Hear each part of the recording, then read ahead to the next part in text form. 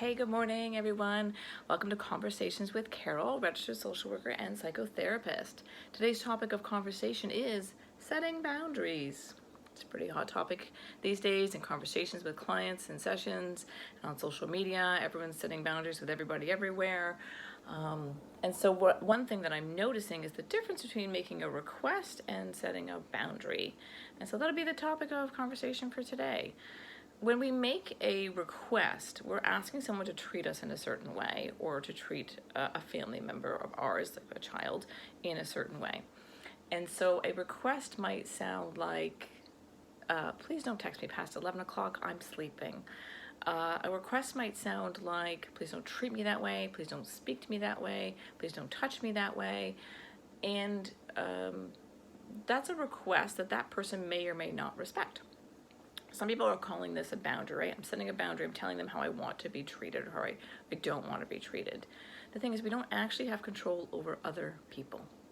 So whether or not they respect the request is actually their choice.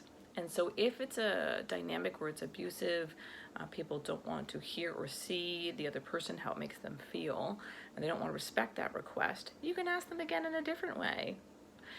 And if they still don't respect that request, then you get to set a firmer boundary.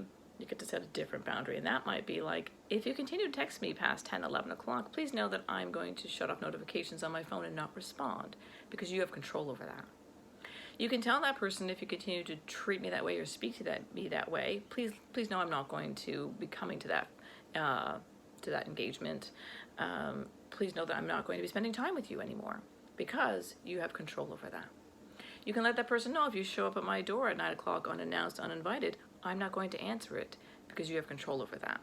So a firm boundary is something that you can actually implement and that you have control over. So the first line or the first boundary is more like a request. Please treat me this way. Please respect this. This is how I prefer this dynamic to operate. And if that person can't respect that, then you set a firmer boundary.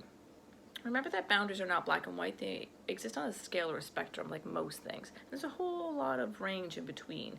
And so I want you to think about first setting a gentle boundary, see if they can respect that. And if they can't, you set a firmer boundary. And if they really can't, then you're looking at cutting off that dynamic or that relationship in a healthy way if the communication is just not there and they're not able to hear you or see that or listen.